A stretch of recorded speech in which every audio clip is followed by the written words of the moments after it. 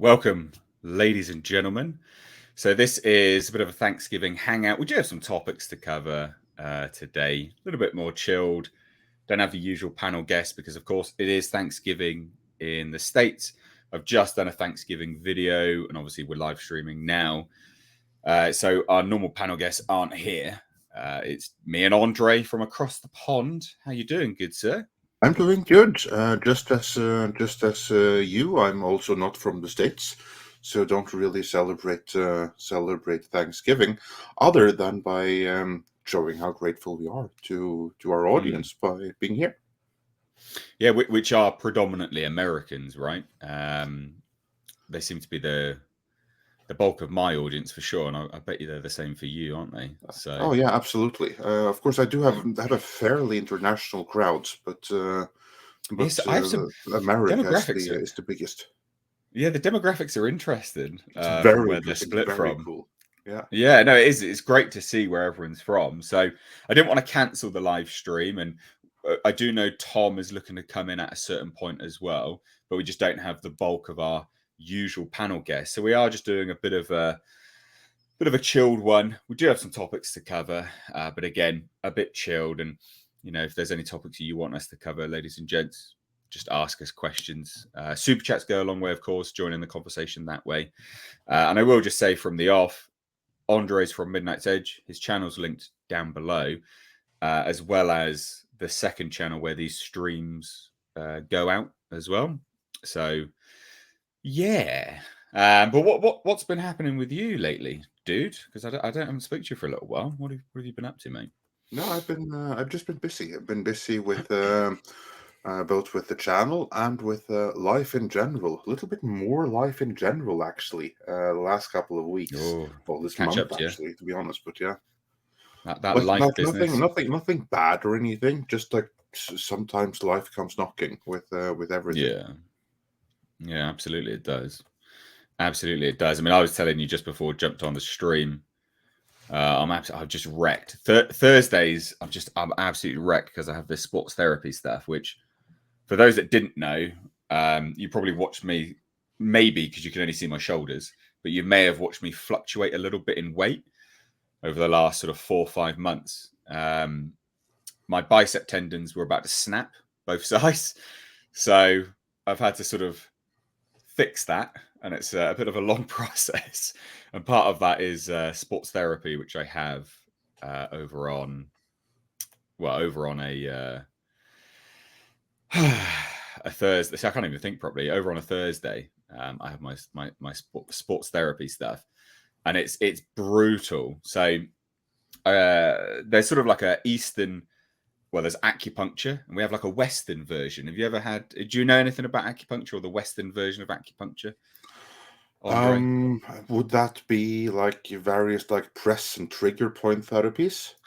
Would that So be it? it's similar, but not. So it's called dry needling, and Oh, it's okay. it's it's basically as it sounds, but it is trigger point. So you get to the base of you get to the muscle fiber bundle, so the knot, and then you obviously do a lot of pressure work, deep tissue massage, stuff like that, and then you shove needles straight into it Yeah. I have to never had that. make the body release it. I have never had that particular pleasure myself. I will say I do, Yeah, and some Hellraiser I shit. do enjoy in the most painful way possible.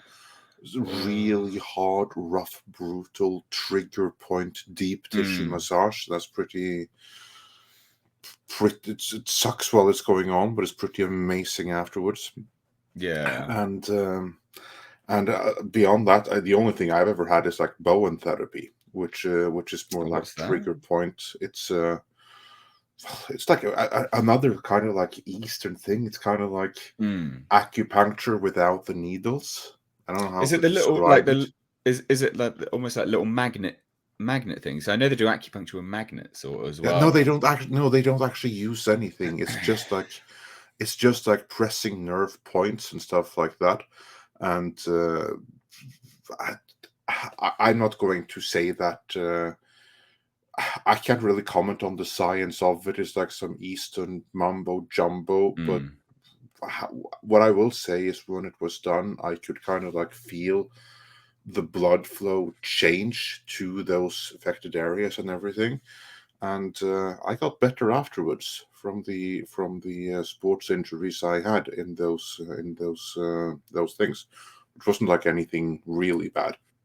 The one time I had something really bad, surgery was needed to fix it. So yeah. Jesus. Jesus. Yeah, I do not Yes, recommend tearing your ACL. Avoid that if it can be that's what you avoided. had. You tore your Yeah, yeah, ACL. yeah, Fuck me. Ah. yeah. Complete ACL tear. What was the recovery time on that? Let's see. Um, First, from I got the injury till I had the surgery, it was 3-4 months, Yeah. and I was pretty fine prior to surgery. I spent that time working out, like building up the muscle and everything like that. Mm. And then after the surgery, let's see, I was, it was 6 weeks. It like the first 2 weeks were just like in bed. That was awful. And then it Yeah. was Then like you'd have to gradual start. training. Yeah, You have to start gradual moving training to get the with fibrotic crutches and tissue. everything. That was a freaking pain in the ass. God, I hated that. Uh, And then it was leaving the crutches behind and doing more training and learning to trust the Mm. knee again. I will say that, let's see, I had the surgery in September, and the Mm. moment when I felt I am now back to 100% again, that was in February. So Mm. so yeah, it was a good like 5-6 months, and after that, I Damn, made man. 100% recovery, and that like the doctor Yeah. even said so that I was one of the relatively privileged few because I just tore the ACL, but nothing else, like literally nothing else. Wow. Everything else was fine. All God damn. cartilage, all other ligaments. So when that was reconstructed in the surgery, and I was really lucky with the surgery because that kind of Mm. surgery that I had didn't exist 5 years earlier. Yeah. Yeah. So and I was like with one of like the world leading experts in that particular surgery. God, lucky. And so yeah, I made 100% recovery. Really happy with it. God damn. Still, of course, I still have a titanium rod in my knee from it, but Mm. yeah, which I could choose to remove, but I chose not. Fuck it, leave it in there. So I had I shattered my hand and had my, you can see the keyhole there, had my metacarpals Oh yeah, rebuilt. So similar, like I had metal wires put through the bones to thread it through, so it had something to sort of fuse against. Um, Similar kind of concept. They were like, well, you can leave it in there, or we can take it out. Opted to leave it in, but I used to play lead guitar, and I can't anymore because yeah. what No, would happen obviously, is you'd get into a position there, and because the metal wire was out the end of the bone, obviously in flesh, but out the end of the bone covered, it ended up grinding on the wrist bone, yeah, and so. But they said that they did warn, and they're like, if that happens, we will have to remove it. So I had to go through that as well. So this hand's always a bit weaker. So there you go. I guess we're both thankful for good surgeries. oh yeah, absolutely. So I was really happy with that. So I was like, Yeah. yeah, and so yeah, I still have like now it's been 11 years, and I still have Mm. a big ass titanium screw in my knee or nail or whatever you want to call the thing, and I haven't I didn't seen know it, Ray. but I saw like a replica of it, and I was like my jaw just opened, and I was like, if you take that out, won't like the rest of the knee be incredibly weak? There's Just fall not apart. going to be anything left. And he was like, yeah, it's going to be like a good year before Ugh. the bone refills. So I was like, fuck it, leave that thing in there. That was Yeah. like the No first thing I was thanks. going to say. Like I was like asking, is this thing going to give me any kind of trouble? And he was like, well, Mm. depends. If you were in this place, they'd say that thing has to come out. I say it doesn't.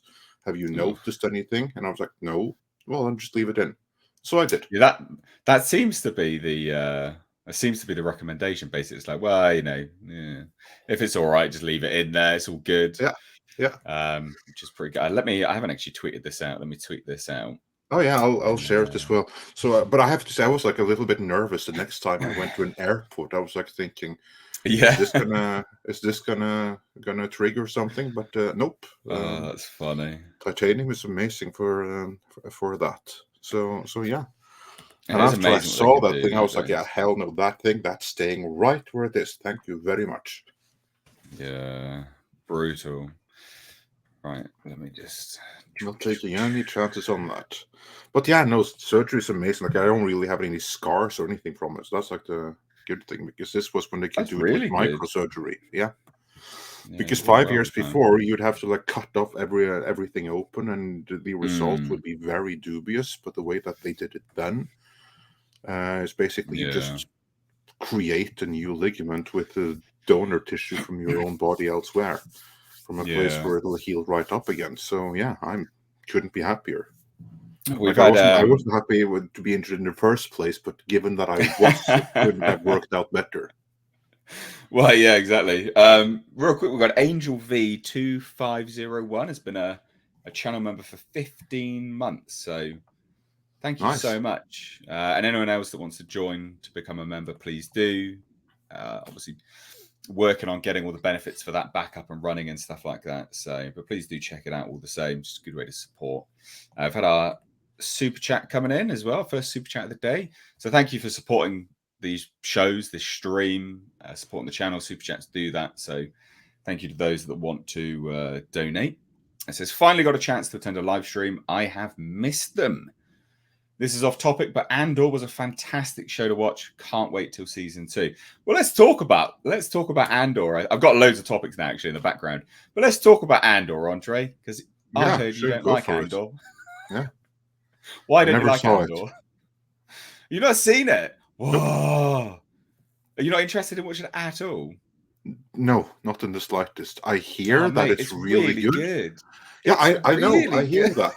I hear that it is, and so yeah, I guess I'll check it out for season 2 or something. But really, I've been so busy the last few Yeah. months. I have to be really selective with what Oh, I yeah, I know. choose to watch, both for my own viewing Yeah. pleasure and for the channel. And I simply made the decision that Star Wars Mm, is now so tarnished that it doesn't matter how good this series is. The yeah. interest ain't there, and that's exactly what we see. So, like, we have covered it in multiple videos, and the point that I have made in every single one of them is that what I'm saying right now is not at all in any way a critique on any of the creative choices made in Andor, which I hear is amazing, cannot confirm because I haven't seen it. And that's the issue right there. I don't want to Yeah. see it. And neither do so many others that it's kind of bombing. And you even had Yeah. the showrunner came out and said that he was surprised because he was expecting that this thing is going to get like this massive, massive, massive Star Wars audience all over the world. And then it's going to take a long time for the critics and his friends in the industry to come over. But instead, the opposite happened. The critics were Yeah. on board from day one. His friends in the industry, they all patted him on the head and told him he did a really good job. But they had to chase the fans because they weren't watching it. Yeah, it's been an interesting turn of events and like watching it all, and it does just seem that people have just had enough overall with Yeah, Star Wars, like the brand itself. People just aren't that enamored with it anymore. See, it just seems to be that they. I guess it's like we talk about superhero fatigue, don't we? I guess what's happened now is Star Wars fatigue. They've just fatigued it to the point where fatigued it with shit is the point I'm trying to say. exactly. It's You shit know, content fatigue. That's what it is. yeah, I hate it yeah, when yeah. people try to use, no, it was too much, and now people are fed up. No, No, you can no, never no. have too much of a good thing. All right, you can't. People weren't fed up with the MCU until Phase 4, and that's when it Yeah, when fatigue set in. Not because it was too much, but because it was all shit. Yep. Yeah, I completely agree. Completely agree. Phase bore. Yeah, But like, I would encourage you, if you find a glimmer of a potential, curiosity, to watch it. It's a beautifully crafted um, film, a film series. Sorry, it it might as well have been a film. yeah. The cinematography is so well done. It leagues above. You know how like the Mandalorian and Book of Boba Fett looks very shiny, very very Very sort of very new. shiny, but very fake in a way. Like Well, when you it squint, is you fake. can totally tell that it's kind of filmed in front of a blue screen. Well, yeah, it's filmed in front of LED screens that That's what I populate mean. a Right? VR Like it's the environment, isn't it? modern day equivalent of it. Augmented reality environment. Yeah, So it's night and day difference. So a great comparison would be Andor is the original trilogy. Book of Boba Fett, Mandalorian is the prequels. You know how you yeah, look at those two? They look completely different. That's how to compare them. Like yeah. in terms of its stylistic vision. But I would encourage you to watch it if you think you might want to. Don't otherwise. There's simply no point, because I think it will drag, because people don't. I think people that have trying to been watching it, they're sort of forcing themselves to watch it because they're like, I like Star Wars, so I probably should watch this. They Exactly. find the pace a bit of a drag. I liked the low pace because I had no Yeah. expectations. I was like, let's see what this is like. And I really liked it. I thought it was great. So, And you know what made it even like less appealing for me? What made me less interested in watching it? Where I came mm, down on, yeah, I'm not going to waste time on it. I hated Rogue One. okay. When I was in Why? theaters and I was watching Rogue One, I was like literally thinking, what the hell am I doing? Why am I subjecting myself to this drivel? There was Mm, something about the tone that yeah. just didn't sit right with me, because I got exactly the kind of movie that Rogue One wanted to be. Don't get me wrong, I enjoyed the robot, I enjoyed Satoichi in it, Yeah. but there was something tonally off. Something with combining that kind of storytelling with Mm, long, long ago in a galaxy far, far away. That something just in that combination didn't sit right with me. mm. Because Star Okay. Wars was always to me mythological storytelling. That's what Star Wars needs to be. And to me, this is where Kathleen Kennedy has gone the most wrong, because I see what she's doing when she's like, she takes a very standard producer approach when she just tries to find, okay, let's find some really cool filmmakers with some really interesting voices that can put their own stamp on this Mm, and do like their own thing with this. And I understand where she's coming from a producer point of view, but mm. I still feel that it's the wrong recipe to add to something like Star Wars. I mean, Star Wars is Okay. mythological storytelling, and the way to continue Star Wars is to continue with the mythological storytelling. I think Mm, they're doing a mistake when they go and just find some different filmmakers to tell different things. What they need to do, in my point of view, and I could be wrong. I'm just saying, mm. and I'm not even It's a your big opinion, fan of yeah. Star Wars. Yeah, it's just my opinion. Yeah, An yeah, I get opinion that. as not even a big fan of Star Wars. I just Yeah, recognize this is what made Star Wars click. And so you shouldn't deviate too much from that. So what you want to do is look into world mythology and Mm, continue with the mythological storytelling. Find other myths than the hero's journey, but other kind of tales that may be based on the hero's journey, but still the things that have reverberated through history, and you want to do mm, like a new take on those, and that is how you continue Star Wars. You do the mythological storytelling, you continue with that. So you take inspiration from Greek tragedies, because that's mythological storytelling. You take inspiration from Norse mythology, from the Iceland saga, from the Vedic tales. Uh, those are the things you want to look to do Star Wars. Mm. Whereas what they do here, yeah, I get that it has worked creatively, and more power to anyone who liked it, but I just feel it's the wrong approach to the property, to the spirit of what Star Wars is. Interesting. I mean, look, I'm going to disagree Of course, yeah, of respectfully. course, yeah.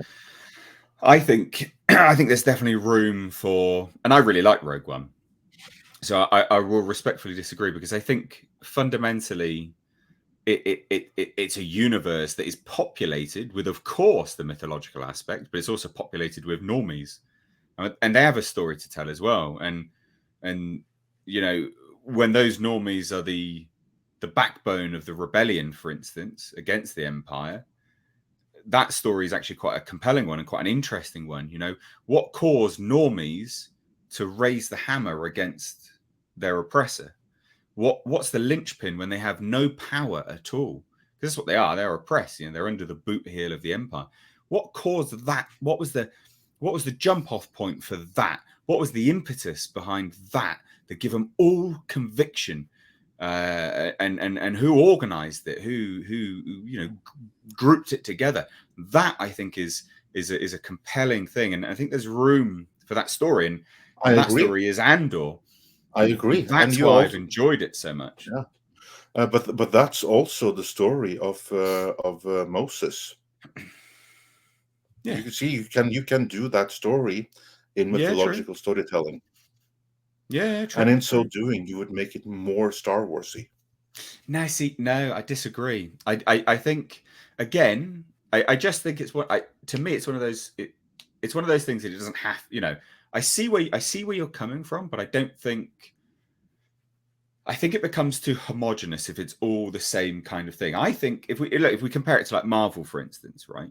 So Marvel has done really well previous to Phase Four, because it took the concept of a comic book movie, which they all are, obviously, but then injected a different movie genre within a Marvel is a comic book place where you movie. can do that. I agree with But that. Marvel is the you could perfect do it place. with Star Wars. You can do it with Star Wars, but you have a much greater chance of failing, which indeed they So have, here's an to the point interesting. where Andor apparently is good, but it's too little, too late, and most people aren't checking into it for that reason, because Well, they've so tried this whole approach and it's failed. yeah, but so here's an interesting question though, because you like The Mandalorian, right? Yeah, I And do. me and you both really liked it, and I remember coming on your channel when everyone else was crapping on it. It was me and you against everyone else. We're like, no, Yeah, this is a really good show. Calm down. yeah, yeah, And we likened it to, you know, it's a bit of a spaghetti western, right? Like yeah. it was a bit of a spaghetti western. But is that not the same kind of thing? That's not No, mythological. It's turned yes, into it it is. now. It is. Turned into it now, But but it that's wasn't. where you're wrong. Because what are the spaghetti westerns? The spaghetti westerns are in reality, they are Italian remakes of ancient Asian mythology. Mm, Yojimbo, that's the original story for a few dollars more, or the first Clint Eastwood thing, right? And what is yeah. that? That is mythological storytelling from, I'm not going to be able to say if it's from China, Japan, Mm. probably from that general region, but there that is actually mythological storytelling. So it's mythological storytelling that has been remade and put into a Western wrapping by the Italians. That is Mm. what spaghetti westerns are. And that, I think, is part of the reason Mm. why it jived so well with the Star Wars universe. Because it does have like this mythological, timeless aspect to it. We will instantly equate it to spaghetti westerns because But that isn't is the iteration of that particular mythological story that we have been raised with. But so again, I these so are sources that go back thousands and thousands of years. but then using that same logic, surely everyone can surely everyone can have a sense of tangibility over the you know the a force of nature like the empire, and the normal person wanting to rise up against it. Surely it's a similar concept, right? Like Yeah, yeah. it's a It's all story in the execution. as old as time itself, right? Like surely Exactly. that's mythological as well, you know. Yeah, yeah.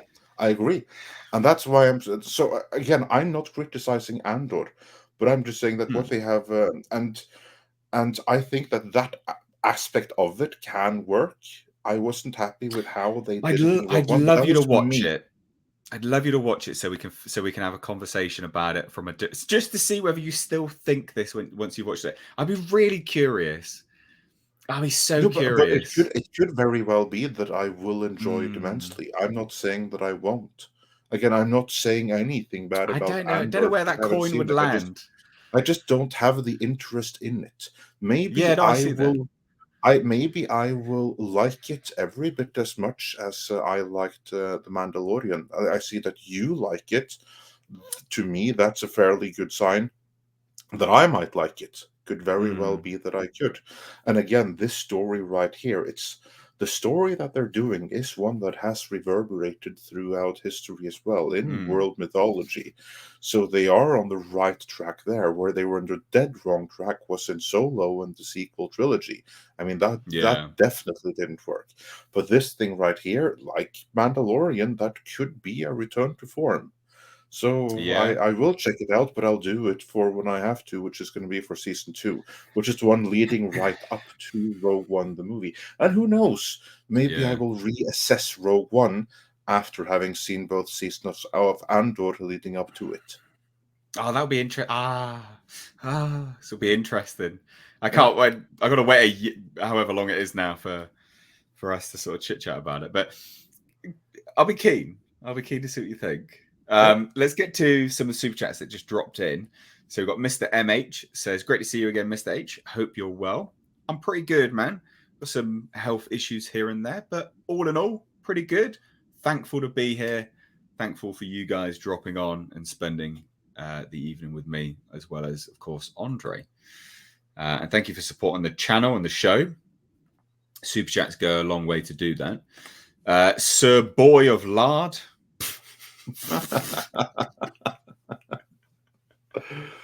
Become a channel. Thanks, mate. Become a channel member. Thank you so much. That's so good. Love that. Sir Boy of Lard. Great name. Hooligan S3 for $19.99. Sir Boy of Lard. Sent in 1999 says, "Love the debate and respect for mythological storytelling. Sergio Leone was a genius, and Ennio Morricone's scores are timeless." They are Yeah, I indeed. mean, Yeah, yeah, 100%, 100%. And this is the thing, right? We can have civil discourse whilst having disagreements on stuff. This is how it should be done. exactly. So, yeah, absolutely. Right. I want to want to talk about this, but also explore it because I don't even know anything about this. I saw it pop up on Twitter, and I was like, wait, what's going on? It's all about composer Mick Gordon and Doom. Are you familiar with this? We both like Doom, I'm sure, and the Doom soundtrack. You know, that sort of hardcore music. Yeah, Yeah, no. yeah, absolutely. But no, I haven't seen this. What's going on? What's happening Well, we'll Doom? dive into it properly, but there's a controversy that Okay. Bethesda threw him under the bus, I and bet he's it's going to be. Before you move on, I'm just going to say I want to. I bet it's a controversy that we're going to think is complete and utter bullcrap and has no business being a controversy. I know it sounds pretty bad, actually. Really? Okay, that Well, surprises me. from my rudimentary look at it, we are both properly looking at it together, along with Tom swanning in late. Joking, mate. How you doing? Blame my dad. He didn't start the potatoes until late. Ridiculous. Just That's what I was ridiculous. thinking. Connors Senior, what are you doing? But it's the headline itself, right? Composer Mick Gordon claims Bethesda offered him six figures to take the blame on the Doom Eternal original soundtrack, and developer denies allegations. I mean, just from a headline, do you think that sounds like? Does anyone care about that? Do you think that sounds like?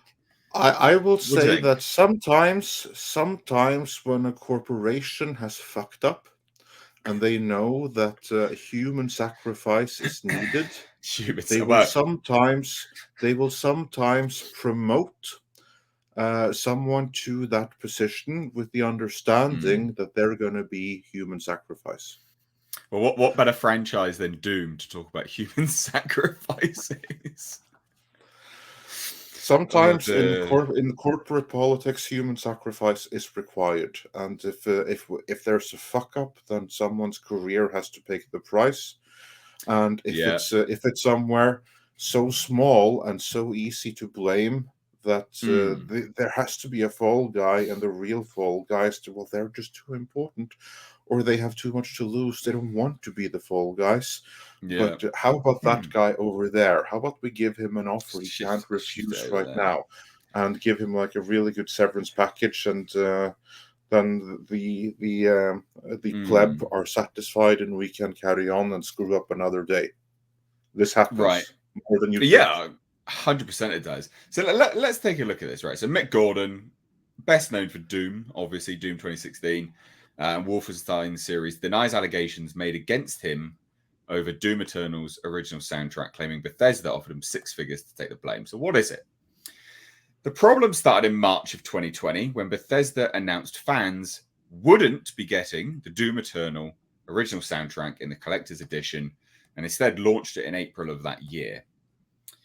On release, fans noticed the original soundtrack versions of several tracks were more compressed than their in-game counterparts, which if you know anything about music, an overly compressed file isn't good. Like if you're an audiophile, overly compressed files are not what you want, right? You can tell you're not interested in it. You don't want it, especially if you're paying for it, right? So I get that. I understand that. Depends on what they mean by compressed too. Do they mean compressed as far as size, or do they mean compressed as far as like audio brick wall compressed? Or audio quality. So they say they note mixing issues and discrepancies in audio quality. It was a far cry from Bethesda's promise. They provide a digital, ultra high quality, lossless version of the new standalone soundtrack. I mean, you know about music, Tom. Over compression, audio quality, being diminished, not good, right? If you're an audiophile, it's going to piss people off, yeah? Yeah. In most cases, it's a lot like, when they do video and other things like that, the more they mess with it, the more it generally sounds like shit. It's like if you upload a YouTube video, YouTube compresses it, you download it, you upload it again, it keeps compressing and compressing, and then it'll just look like a pixel, basically. It's just crap. Similar kind of thing. Over compression. That's a good example. And I asked because there is 2 kinds of compression. There's the compression where it's the size compression. And then there's the compression in the audio realm where you actually add compression to the file. And what that does is it makes all the softer parts of the song just as loud as the other parts. But what you do is you risk losing some megahertz in the sound. And it can basically, it gives that loud kind of sound like when you're listening to the radio kind of thing. Yeah. Almost like treble, or you've equalized it so it's all the same, just like one. It's all it's just basically it's called brick walling it. So like when you look at the actual file, a wave file looks like a wave, right? Like a literal wave in the water. When they compress it and brick wall it, it looks like just a solid line, because every bit of the song is just as loud as the other bits of the song. So there's no nuance at all, and it really pushes out some of the different types of sounds. It's really horrible. They've done it for years. It was during the loudness wars.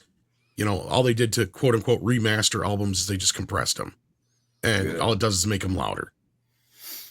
Yeah. So to dive into this specific story, Gordon revealed soon after that he'd only mixed a few of the tracks. Replying to a fan discussing BFG 2020, Gordon stated, "I didn't mix those and wouldn't have done that. You'll be able to spot the small handful of tracks I mixed: Meat Hook, Command and Control, etc." Gordon had already hinted at issues in February of that year, reportedly in one now deleted YouTube comment. He stated, "All those stupid time signature changes as a result of someone from marketing piecing this track together without any musical knowledge." Oh my God. Yeah.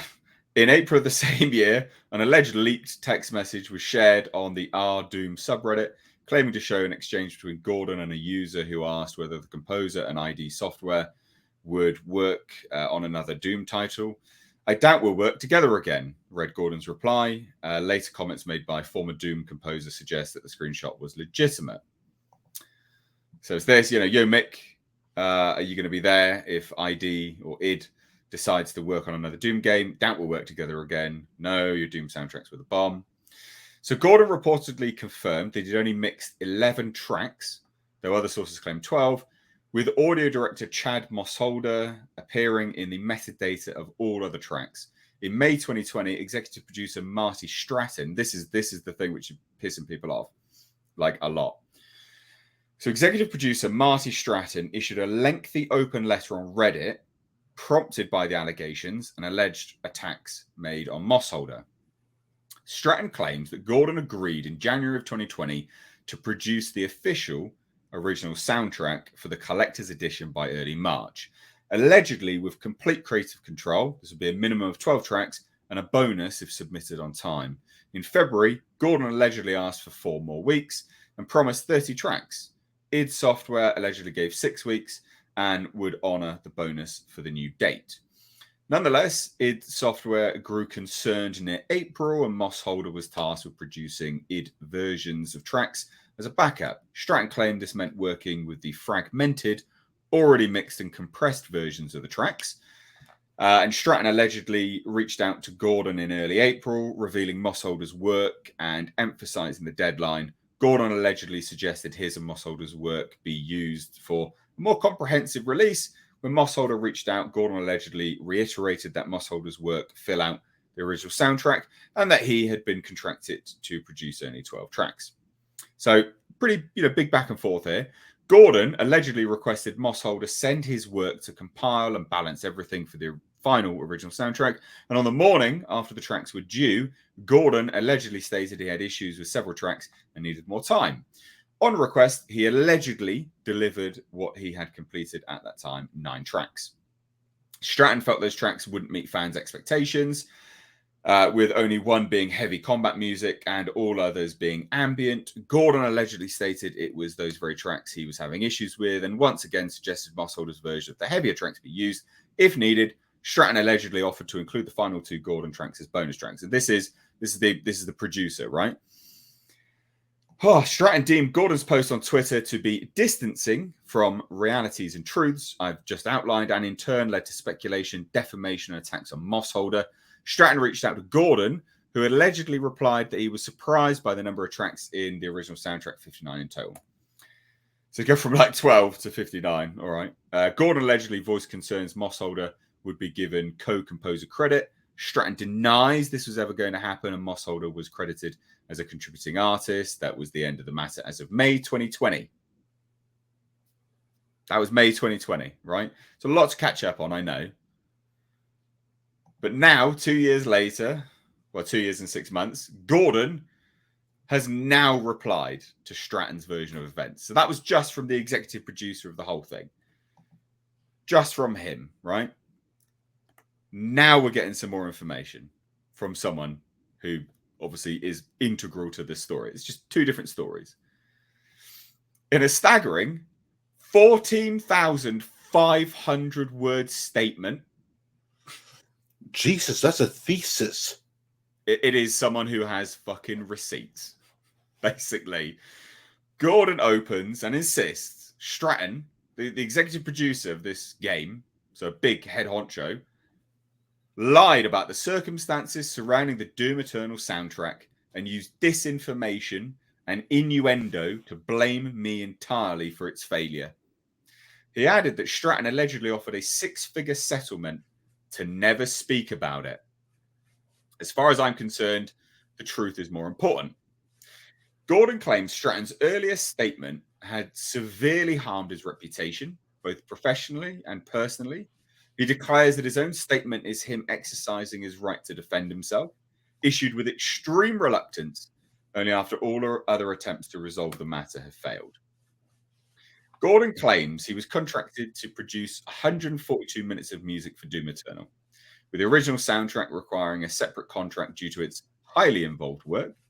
The alleged initial objective of 2 levels being fully scored per month was tight, but not impossible, and other conditions made it far more challenging. Despite being 2 years before its launch, id Software allegedly demanded finalized music 2 years before, fitting the gameplay, even when many basic elements hadn't been finalized. How can you even do that? You know, if this is true, how would you even do that? They want finalized music for gameplay, you know, to fit gameplay that isn't actually completed or finalized. How does that make any sense?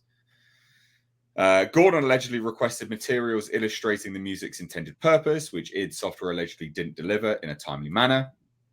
Even then, footage of gameplay was from unstable builds, and levels were made of just grey boxes. So how do you, you know, how do you craft another character, which is music, for a game when the game is not even a character at that point? Well, if there's someone who doesn't know how that is done or who don't care, it's marketing. Yeah, true. Very, very true. Along with being unable to use 2016's Doom as an example due to Doom Eternal heading in a new direction, other hindering factors allegedly included a contract delay from id Software and communication overall being slow. Aside from a surprise 2-week all-hands-on-deck marketing interruption, took 6 weeks instead. Conversations would allegedly result in unnecessary arguments arising from unrealistic expectations. This allegedly included id Software failing to understand the Metal Choir track would take months rather than being completed within the first 2 weeks. It does sound, obviously, it's just he said, she said, but it does sound like someone with vast overestimations of what someone can create, you know, that's artistic and actually creative, right? These alleged grievances mounted over 2 months, matching Gordon's prior experience with other Bethesda published games, having lofty yet unrealistic expectations. As such, he explained his issues to id Software and made a proposal. He allegedly proposed that id Software define the overall game's musical identity by writing strong, reusable themes before ramping up production of final music assets. When the game's exact needs become apparent, dates would remain, but without the 2 levels per month goal. Gordon felt this was more typical, easier to handle, and within the budget. Stratton allegedly rejected not just the proposal, but the notion the schedule was flawed. He allegedly suggested Gordon's actions were a sign of incompetence, and Gordon's attempts to further clarify his proposal were allegedly ignored. Months in, Gordon's fears of his work not fitting and workload becoming insurmountable were proven right. Weeks of work got thrown in the trash. Gordon's assets and calls for urgent rewrites came amid milestones already packed tight. Later, Gordon alludes that this would mean he would have to produce more work in the following weeks to catch up. Fuck's sake. I mean, it just goes on and on and on. Literally on and on and on. Mismanagement, hour-long levels, having just 30 seconds of exploration music allocated to them. Honestly, you know what? This doesn't really sound anything that unusual. The only unusual thing here, sounds pretty normal, I think, is the public aspect to it. This is kind of like the big deal right here, is that some asshole spoke, so someone's reputation was ruined in the public, and now it comes round 2 because of that. But the thing itself, I don't really have like any strong feelings on that one way or the other. Because some variation of this always happens with any major AAA game, and even sometimes with like movie scores and stuff like that. So the stuff we're seeing here that happened, ignore the public communication, just the poor communication between the contractor and the contractee. This is nothing unusual, and usually this is something that would end up being resolved behind the scenes. I mean, sometimes, for instance, when and this happens even in film from time to time, when you see one composer was first hired, but then someone else ends up actually scoring the final product, then what you have there is a variation of this. So, to me, the only story here is that someone should never have leaked this to the public in the first place.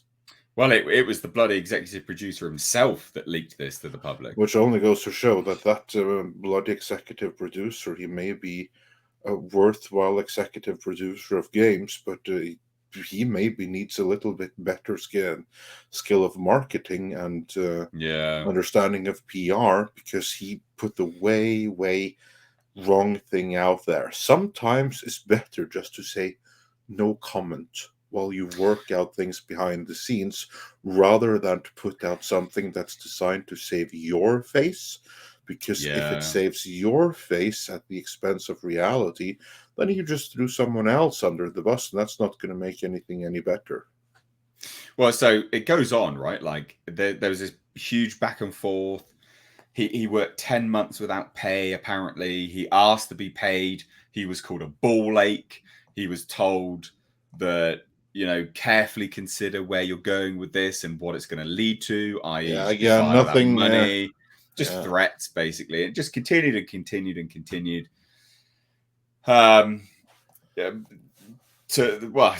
Bethesda gave a quick response, indicating that they were grateful Gordon reached out and happily discussed the original soundtrack. As Gordon allegedly negotiated a deal directly with Bethesda via emails, no id Software staff were included. It was just a huge, absolute shit show. Contrary to Stratton's statement, Gordon claims during negotiations with Bethesda that he proposed the original soundtrack feature 30 tracks from the start, 2 hours in length, trying to give people what they were paying for, basically. But Bethesda just said, well, let's just do 12 tracks. Again, just backwards and forwards. Gordon claims the original soundtrack's delay was before he had even received a contract, and this allegedly came via Bethesda's parent company, ZeniMax, 48 hours before Doom Eternal launched. They were just like, here's your contract, 2 days before. What? Gordon includes a screenshot of the email as evidence. His contract began March 18th, 2020. Contrary to Stratton's claim, after discussions with Mick in January of this year, we reached a general agreement on the terms. Gordon claims all parties signed the contract within hours. I mean, it's pretty much there. Like, you can see he's got receipts. And they just pissed someone off, like, massively. id Software allegedly gave no direction or expectations to Gordon, despite the contract, until April 3rd. Stratton allegedly emailed Gordon insisting that the April 16th date absolutely needed to be met, highlighting consumer protection laws in some territories, meaning they would be entitled to a refund of the collector's edition. And then Gordon says, basically I was being threatened. Refunds meant financial losses. Marty Stratton was saying, in his view, I was legally liable for the loss. Just goes on and on and on. It's just this massive nonsense. So, like, the thing is, I don't want to get into it too much, and we've gone into it quite enough, but I guess the main point of this is like, we see this a lot in the gaming industry, because we talk about what is it, crunch, isn't it? We talk about the crunch. Yeah, crunch. And this is just normal. This kind of behavior seems to be normal and incessant within gaming cultures. But I think that it may be more visible there, but really IT development in general, I see much of that happening outside of the sphere of gaming as well.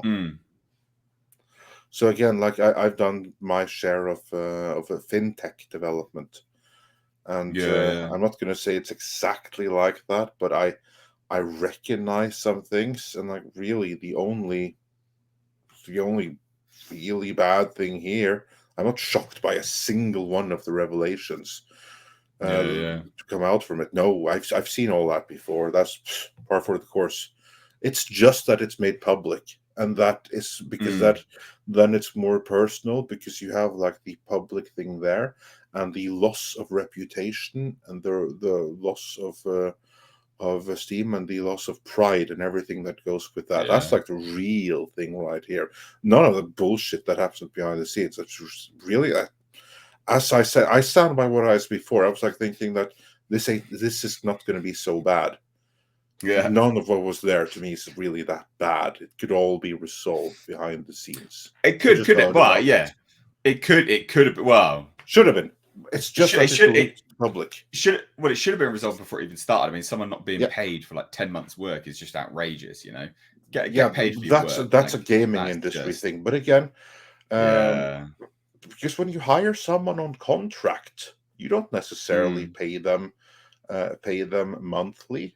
For instance, it could be like, okay, we're going to hire you to do this one particular job We're going to pay you 50% now and 50% after the job is done. If it's a 1 year gig, that means you're going to go 12 months between paycheck. And especially if there's a delay. For instance, say it was a job that was supposed to be 9 months, you get half as it begins. The other half is supposed to be after the job is done. But then there's a delay of a month, and then you complain, and then you can say, I haven't gotten paid for 10 months. Yeah, but you were only supposed to get paid when the job was done, and it isn't done yet. Yeah.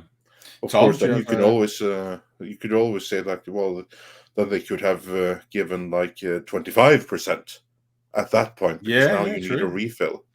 But again, there's like more to that.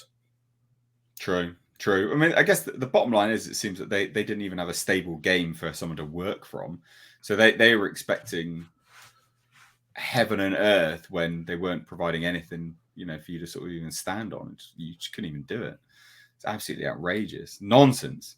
But also, I guess in the process is you've irritated and caused someone to not work with you now, who is as much a part of Doom's current success, the new iteration of Doom 2016, and Doom Eternal. Those are the games which Doom 2016 has resurrected the franchise, and then you just piss them off like needlessly as well, like and publicly. Because again, if it wasn't public, you could just say, no, we're just doing a change of direction here, and we really appreciated that for what it was. You could make it so no one knew. Everyone just accepted it, took it for granted that it's just like a change of direction. There's no reason to keep the same composer year in, year out. Again, the thing here is that people know now. They know why he's not coming back, instead of, oh, it was just a change of direction, which would have been the alternative. Yeah. Tom, you've been awfully quiet. Yeah, I'm not much of a gamer on that part. And Andre's right. It sounds like a lot of this stuff could have just been handled behind the scenes, and maybe there's some old shit that's kind of bubbling up here that we don't know about between these guys and what have you. And, you'll have that shit when money's involved. And it's just one of those stupid things. To the fact that it's public, I think Andre's right. It looks unprofessional for both parties involved. And it's not good for anybody involved, really. And it is unprofessional behind the scenes as well. But this kind of thing, honestly, it happens all the time. Even in far bigger corporations, you would think would be more professional, but you never hear about it because it doesn't hit the public. That's that's one difference here. But there's nothing out of the ordinary revealed here. No, of course not. It is, as you say, it is just the fact that it is public at this point in time. That's the necessary thing, and these things do happen fairly regularly. Just not so public. Unfortunately, that is regrettable that it does happen so frequently. But that, unfortunately, is the name of the game. When you have game literally, but when you have like any kind of major IT project. And that is what game development is now. It's a major IT development, with the game development aspect of it, honestly, not even being the biggest thing. Yeah. I got an interesting topic that you'll all, even you, Tom, you'll chime in on this one, buddy. I know you will. But we'll just get to some super chats first. So Zombie Box Review says, hi, Mr. H. I apologize for being inactive these past 2 weeks. I've been preoccupied taking care of my mother. I hope she's well. I want to send you and Jasper some well wishes, even though it's an American custom. Happy Thanksgiving. Always happy to do. I never see why people are so butthurt about it. You're like, oh, happy Thanksgiving. People are like, you're not American. Yes, so it's a nice thing to say. What's wrong with you? It's a nice thing. So yeah, absolutely. Happy Thanksgiving as well. It's nice to take some time to appreciate people. Or just the things that you generally appreciate. Horseradish Power for £5 says, I've watched the first episode of Wednesday. So far, so good. And General Ortega is brilliant as Wednesday. Created and show run by the pair behind. behind Smallville. Burton is executive producing and director for 4 episodes. The school feels like a cross between Hogwarts and Centurions with a Vampire Academy vibe. I've heard bad things, so I'm glad you're enjoying it, but I have heard bad things. I think Paulie enjoyed it. Yeah, I watched Paulie's tweets. He's loving it. He's loving it, like actually loving it. The more I hear about it, yeah, I was gonna say the more I hear about it, the more it doesn't sound like something I'm gonna like. Yeah, it sounds like a teen drama. I'm not interested in watching teen dramas. Yeah, I don't need CW Wednesday. Yeah, that's a great comparison. CW. I was never one for young adult stuff myself, even when I was a young adult. Yeah. It just doesn't appeal to me. I'm so disinterested in stuff like that. It's outrageous. But something we can all be interested in, because it's just insane, is the Wakanda star herself, Letitia Wright, slamming the Hollywood Reporter for likening and literally equating her skepticism of vaccine, the specific one, to some of Hollywood's pedos. Good. What? Well, I stand with her completely. Yeah. The shit that she took and everyone else. It's unbelievable. I'm completely with her on this one. 100%. Oh yeah, I'm one of those no amnesty people right now, as far as that goes. Yeah. Yeah, no, that's just we can't do that. That's nonsense. People are we just need forget. No Nuremberg trials. Yeah. It's just insane. Sure. So basically, for those that don't know, Letitia Wright, posted some skepticism about the COVID-19 vaccine. Now, my opinion, and I've said before on a stream, was that I reserve the right to do what I want with my body, just like you do. As long as you have all information, you make whatever choice you want. Just don't force it on me, and don't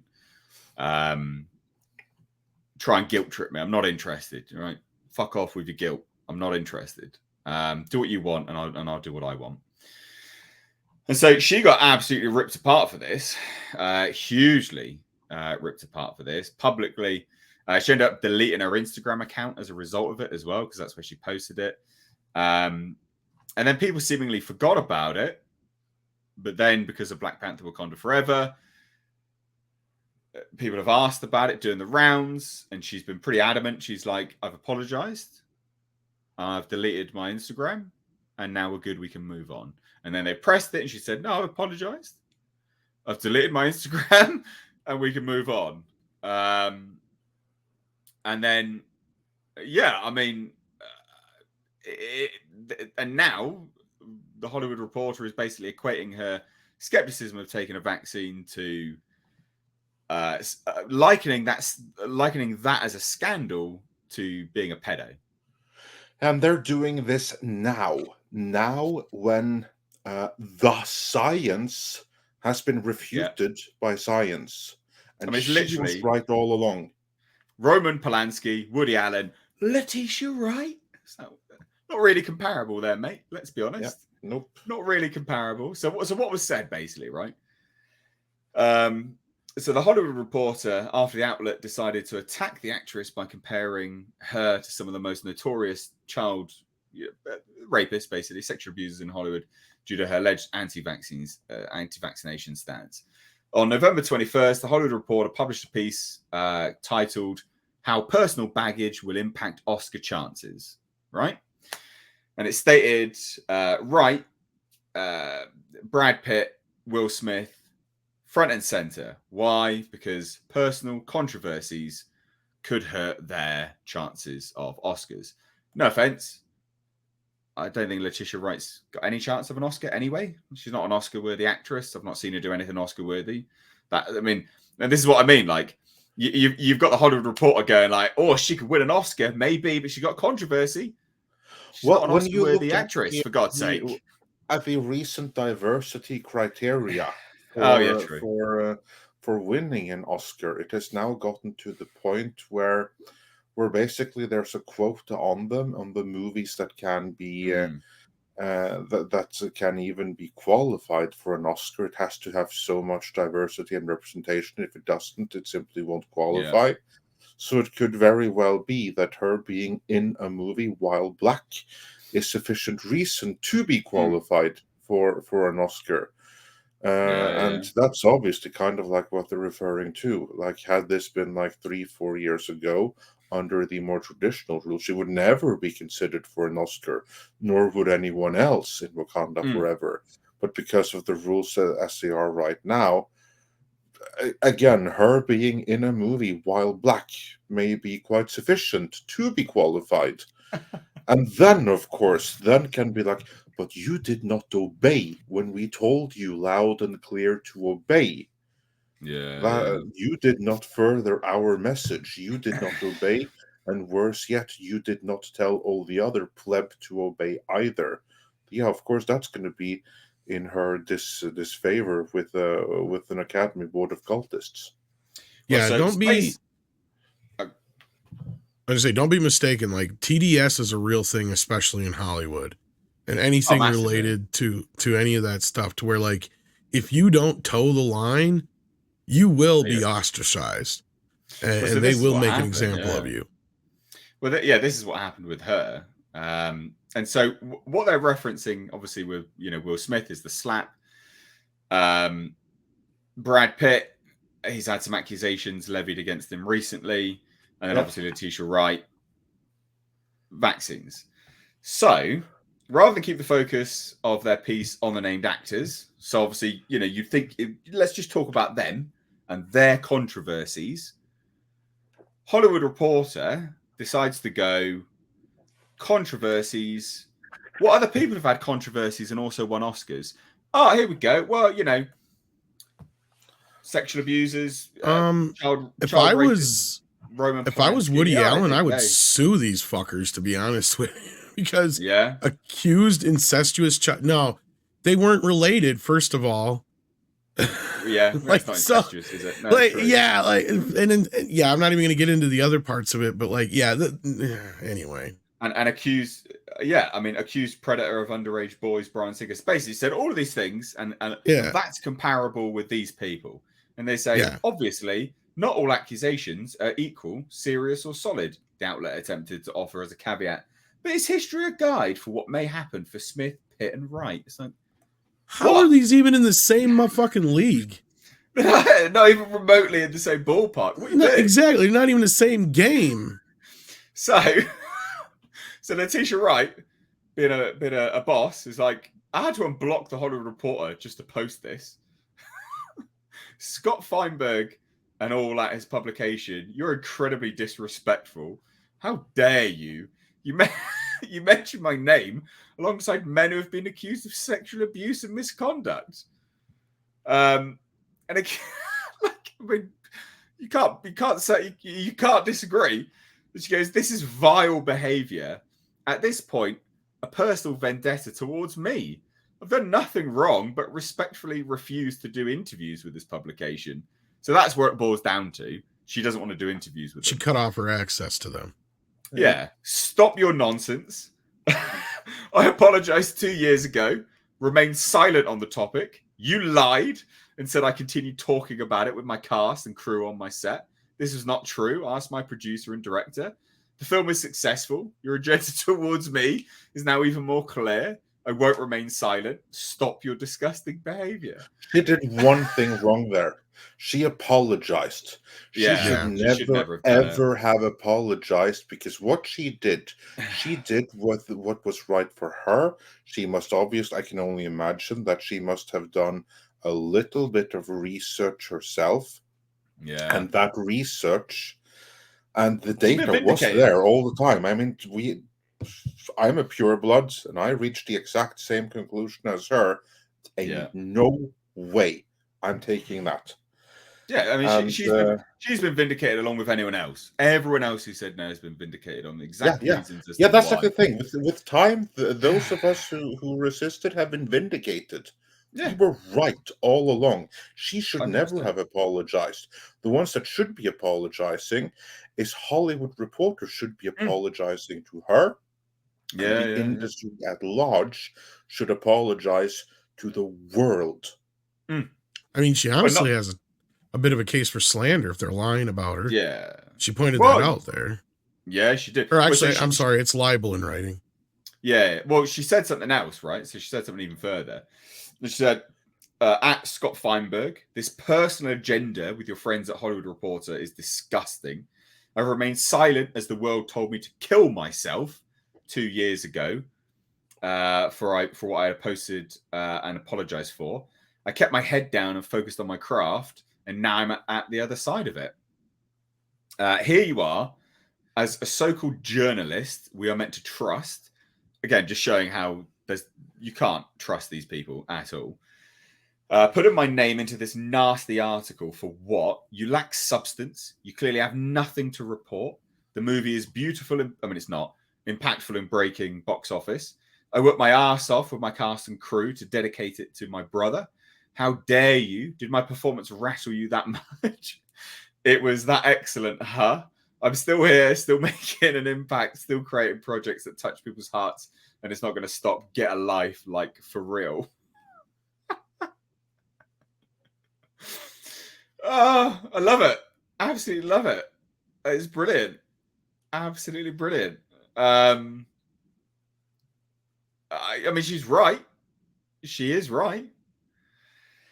She's right for her. She was right all along. Her stance on it was completely right. It's been vindicated. Again, like, I am not going to sit here and say anyone who's taken it shouldn't have taken it. You know, you chose whatever choice was right for you at And, that and point in there are time, and good for individual you. reasons, and for those that were really high risk, maybe it did some Yeah. good. We don't know. Yeah. That's a funny thing. That I'm I'll not be going to honest say with much. you. I'm getting over it right now, and I was vaccinated a couple times, and a lot of the I had it. same symptoms I had are no different than people who didn't get vaccinated. So I had it in summer, about July. I had it in July. And again, you know, your mileage may vary, but still, yeah. It was bad for a week. It was a cold, and then an incessant cough for like another 3 weeks, and then I was fine. Yeah, It was all right. same with me. Now, not everyone's going to get that, obviously, but Yeah. that's the same as a flu. Not everyone's going to get the same things with a flu. I had like a slight neurological thing as well, because I had like tingling in the fingers of my hand for a few months afterwards, and then that disappeared, and so now it's all gone.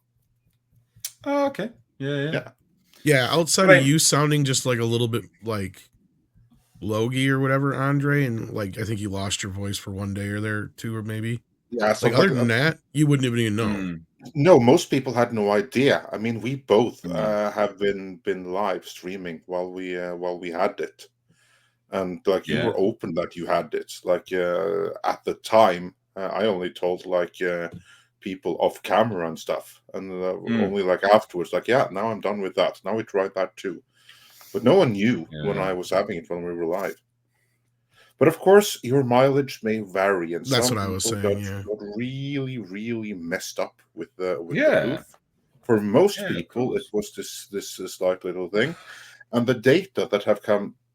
Again, I'm not going to go into the data, but what I will say is that all the stuff that we were told about how safe and secure and efficient, it was all bullshit.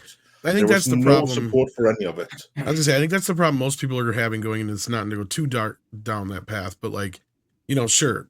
Granted, a lot of the people that probably did, you know, have issues with it early on had other issues. But all these people that are having issues with the vaccine are completely healthy young individuals that should not be having these problems. Yeah. So to me, that's a bigger problem than the other thing, because here we are on the other side of it. And like I said, I got it a few times as far as the shots, and my symptoms and what I went through ain't no different than what Andre pretty much said. Actually, it sounds like, other than the tingling part, it was very similar. Yeah. What he had said. And then same thing with some other people I talked to who didn't get any of the vaccines either. But you did, so you got something that I didn't, because you got like the slightly reduced taste and stuff. Yeah, see, that's what even keyed me into it. I would have never even tested myself. Yeah. Because I thought it was just a head cold. And I already have an issue from a surgery I had years ago where during certain, weather changes, I'll have like what's basically like a head cold, but it's not really. So I thought that's all it was. And it wasn't until I kind of noticed, I'm like, you know what? My taste and smell are kind of funky. And some other people said some of the things too. And I'm like, so I just tested myself and I'm like, sure as shit, came up. But I even called the doctor, and even the doctors are just like, yeah, okay. You think you need help? No? All right. Like, they don't even care anymore. It's like, Yeah, exactly. So yeah, no, but I feel for her, and I have more respect for her than many others, because she stood against pressure, and she would not be part of guilting, bullying, harassing certain others. Because I mean, when you just look at all of your favorite or once favorite late night host and everything, I mean, they literally wanted to drive the unvaxxed into camps. Oh, it was just it was Denying. oh, it was Freedom of propaganda. everything, yeah. Period. Yeah, I mean, you had yeah, dancing fucking needles, for fuck's sake. yeah. Yeah, it was just outrageous. Anyway, let's not get Anyway, too much about it. Yeah. Past that, but anyhow, no. As far as Letitia Wright goes, what she is doing here is shining a light on the Access Media. She's shining a little bit of a light on the TDS side of things. You know, and it's just one of those things in Hollywood where she quickly became an outsider, and she's probably lucky that she was tied into this Marvel thing and things went the way she did. Because let's face it, the way she's talking here, if she wasn't in Wakanda Forever or attached to the Marvel Universe, she probably wouldn't have a career right now. She'd be completely finished. Yeah, massively. And I will say, I did not much care for Wakanda Forever. This is well known, but kudos to her. Kudos to her. Yeah, I didn't give a shit. I didn't give a shit about Wakanda Forever, but yeah, like, good for her for standing up for herself, and good, genuinely good for her. It's the right thing to do. Stand up for yourself, and stand up. Have some conviction, because the problem with the whole situation that occurred was too many people went along with it that genuinely didn't believe in it, but did it because everyone else was, and all you end up with is this circular motion of sheepism. Right? It's just, oh, you're doing it, I'll do it. But then the other person sees the other person doing it, and it's just this constant circle. Whereas it only takes a few people to go, no, fuck off, I'm not doing that. No, because of this, and this. And then another person would go, oh, yeah, no, yeah, that makes sense, actually. No, I'm not going to do that. And then they think a bit more analytically. And like, it's important. Have some conviction behind yourself. I understand why some people didn't, but have some conviction behind your actions. I think that's what it sings to, because everyone's been vindicated. Yeah. I mean, there's so many people now that like, I feel lied to. It's like, yeah, you were. You feel that way because you were. Categorically, you were lied to. And some may even be afraid of am I safe after this? And we'll see what the long-term studies say. I will say I have never regretted my decision. No, neither have I. I'm very happy with my choice to doing what I've got. Right, so on to another topic. Oh no, actually, we've got some super chats real quick. Actually, I think. Yeah, let's do those. So Horseradish Power says, when it's over, there will be trials, and the scale and the scope of the trials will make Nuremberg look like Judge Judy in comparison. It's that big. I don't think there will be. I don't know that it's going to be. It should be. There won't be, but there should be, but there won't be. Yeah, that's what I'm thinking too. That's what I'm thinking. Definitely won't be. They can't. It's too insidious.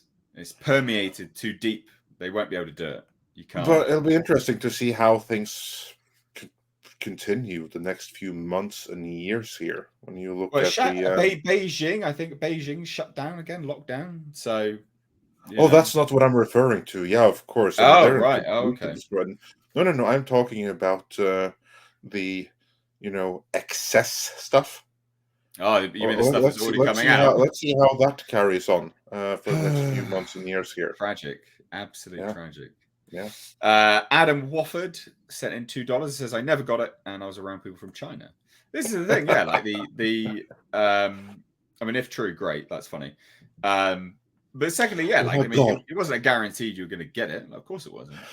You know what? Do you remember this? You had like these, as this thing was beginning, you had like these most insane videos when you had like people. This was in a few months or weeks before things got really bad in Italy. There was like this campaign from China where you had like people straight from the Chinese mainland that did like this viral thing where they're like, Like I'm Hug a Chinese. Chinese or something like Yeah, that. exactly. Hug a Chinese.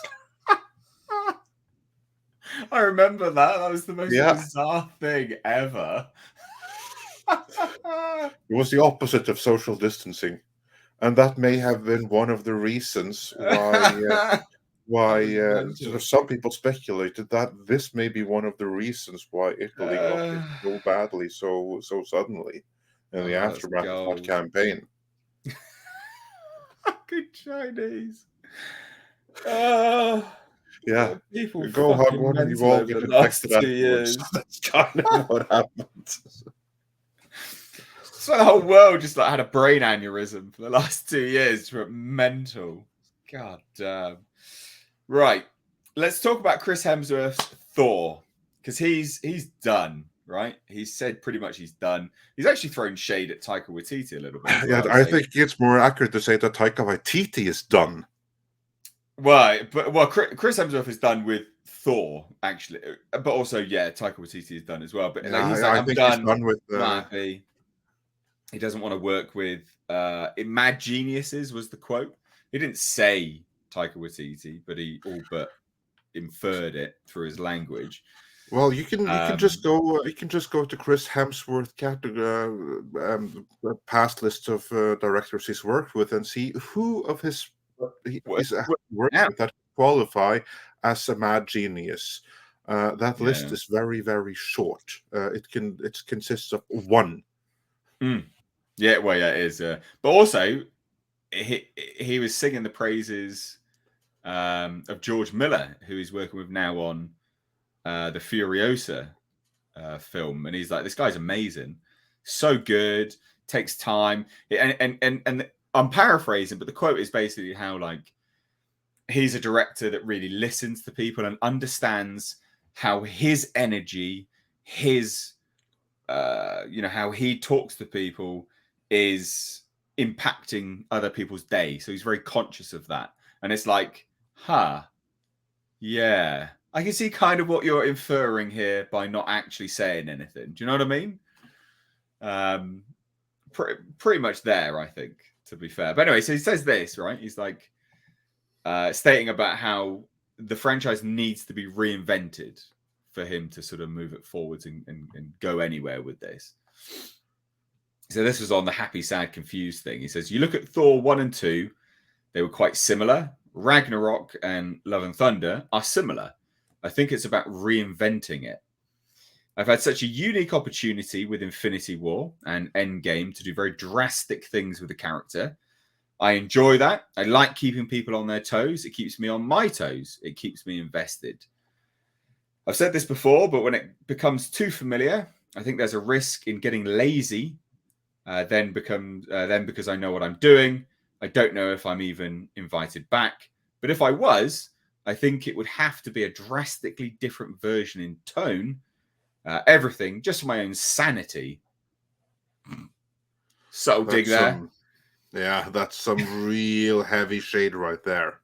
Thor lost his mind in that last one. He's got to figure it out now. Right. AKA that wasn't really Thor in that last movie. Yeah. Pretty much. That's basically him coming out and saying that he absolutely hated every last second on Thor Love and Thunder, and he did it for contractual reasons only. Which is funny because before Thor Love and Thunder, he was talking about how he'd love to play the character until forever. Yeah, he did. Yeah, I remember that. I do remember that. I'm trying to. He's like, I'll play it as long as they want me, or whatever it was. His quote was. Yeah. But he's also said now that he's going to be taking a break from acting.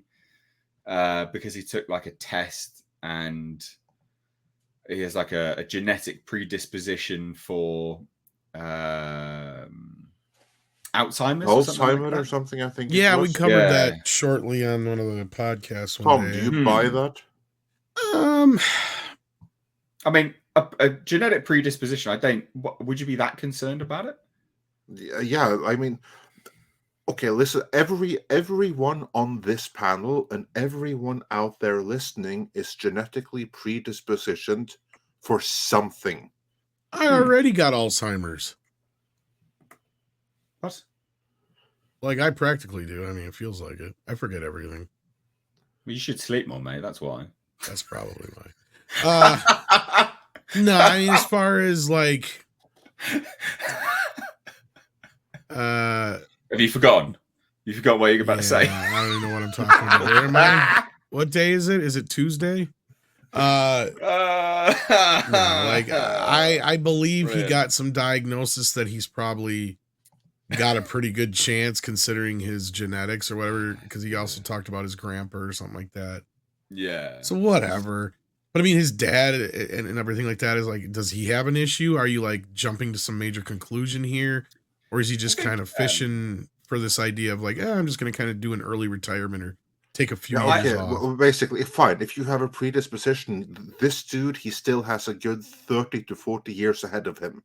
Exactly. Yeah, I mean, like I don't see this being much more than him just kind of talking about shit. Because, I mean, he is a bit of a himbo. Let's be real. So but I think he's using it as a very diplomatic excuse to get out of. That's what I'm thinking too. That's what I was saying. Is like, yeah, he kind of wants to take a break from things, and he's kind of just using it as a not a scapegoat necessarily, but it's a diplomatic excuse. Because again, like stuff like this, I mean, it is absolutely throwing shade at Taika Waititi, right? Big time. Yeah, I mean, how could you view it as anything other than that? So where is it? Well, this is supposed to be his $1 billion movie. Yeah. What did it hit at the end? Did it like 7 or 8, not even 8. I think it came way short of it. It's not good. It was. I know it was at least a couple 100,000 or 100 million less than what Ragnarok did, and they were expecting to do $1 billion, basically. Imagine, yeah. So speaking with Vanity Fair in the wake of the discovery, as revealed in the 5th episode of his Disney Plus series Limitless, he's genetically predisposed to Alzheimer's disease. Hemsworth was asked by the outlet writer Anthony Bresnikan if these experiences focused on longevity change the way you plan your own future, to which the actor confirmed 100%. I'm just at the point in my life where I meet. This is the weird thing. So he's like, hey, you've been genetically predisposed to Alzheimer's. Is this going to change, like, longevity? Is it going to change your life at all? And he's like, yeah. I'm just at the point of my life where I'm meeting with directors and people say, oh, yeah, look, he's a mad genius. He's mad, but he's a genius and he'll make great films. And I'm like, is that who I want to spend my days with? 4 months, 5 months of shooting, and then you've got press and possible reshoots and so on. I mean, that's Taika Waititi all over. He's not worked with anyone it's not just that. It's also the Marvel way, right? Like, that's what he's talking about is like, these movies are not like an average movie where you're not doing these big special effects. You go in, you shoot a movie for about a month, maybe month and a half. A year later, you come back to do the press tour. That's usually the gist of it. But when you're doing one of these big budget superhero movies, he's not wrong. You're there for a couple months at a time, and then you got to come back for some reshoots, and then the advertising campaign. You got to remember, it's not just some you're showing up on a couple of night shows and the morning show. No, you're all over the world, right? So it's a globe-trotting event that you go from one country to the other to promote these movies, and I can see it being like him just kind of saying, I don't want to spend half my life on this shit for the rest of my life, or half my year every year on this shit. Yeah. Well, I mean, it's very specifically that, but also the person, because he follows up. And Taika Waititi being like, obviously he's throwing some shade at Taika. Massively, because Hemsworth then told Bresnikan, now, if something's going to pull me away from my family and my kids, it's got to be a positive, constructive collaborative experience. I shot with George Miller on the new prequel to Fury Road, part of the Mad Max saga. And I said to my agent, that's where I want to spend my work hours, with someone who is kind and collaborative and interesting. Ooh. On the topic of Miller specifically, Hemsworth asserted that he certainly was a genius, but he was not the mad type.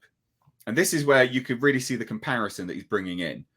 Miller is a director who is very aware of how his energy affects others and how he has the power to make your day fantastic or shitty, and chooses for it to be a positive experience. The whole crew, everyone is in a better mood. It baffles me that some people in that position don't understand that. You sure he's not talking about Kenneth Branagh? Mate, we saw... That was a joke. It was a joke. But, whatever. But you know what I mean? Like, one of the biggest shade I've ever seen. That's what I'm saying. Like, this guy has worked with a lot of directors. That was kind of part of the joke. So, like... Yeah. And Taika's one of the few he's only worked with, like, twice or whatever.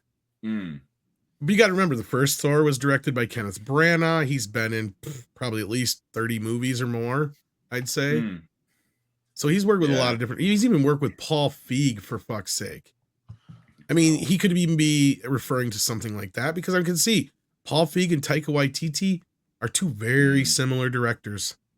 Yeah, true.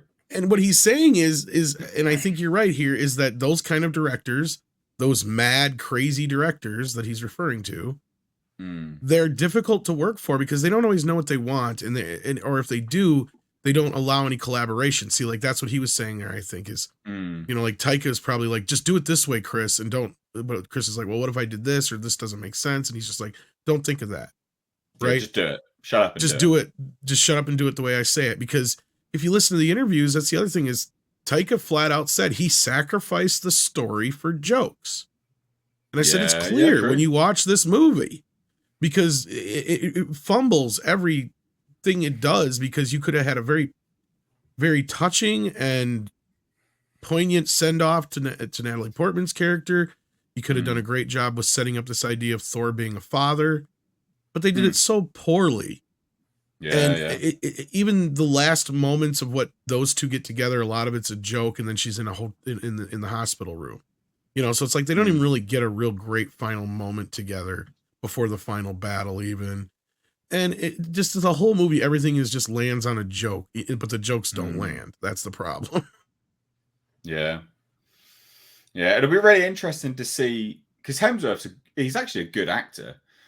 Really like him in Extraction. I watched that film recently again, and you know what? It holds up. Like, that's a decent film, decent little film, and I'm looking forward to seeing the second Extraction. This is that Netflix thing with the stuntman turned director involved in them. I think they're good little films. But I'll be interested to see, like for like, you know, he's just done Thor: Love and Thunder. He's doing the George Miller Furiosa prequel, just to compare the two of them. You know, they're as close to one another as possible in terms of shooting schedules. So I would be really interested to see how his performance differs in one versus the other. We know what's going to be better. We know that. But it'll be interesting to see how people respond to him. And then maybe that'll hopefully get him thinking, shit, you know, I should actually probably be doing better films, you know, with my time. Because he's belittling himself working for Marvel under Taika Waititi's, you know, directing. I think that's a pretty fair I think he feels that way too now, after the fact. Bloody. And I think that's kind of like what he's saying, that that this is like a way of saying to Marvel, if you want Thor back again, you have to give me a better filmmaker and a better take than this shit. Yeah.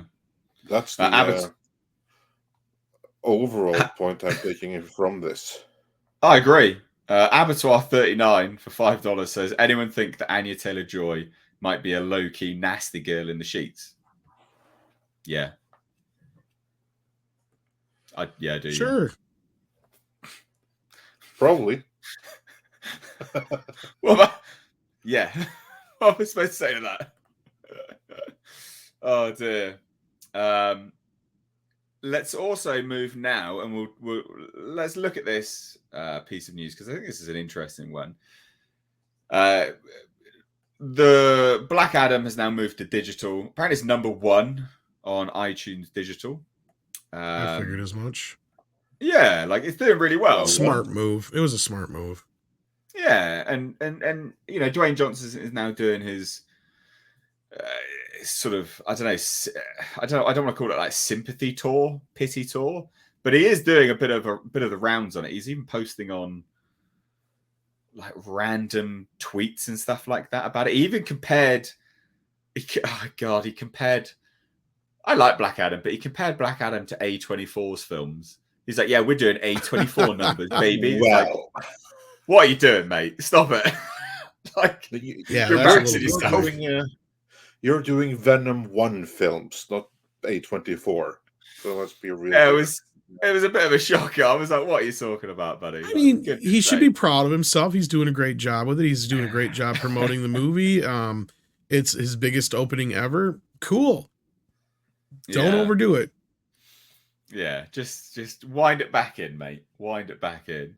But it's interesting because he talks about how, you know, he's talking about how he's confirming what some of us say anyway, how the box office isn't indicative of the long range goal of the studio. You know, the studio will look at box office, of course, but they also assess how it does elsewhere. So digital releases, downloads, things like that. They assess all of these things.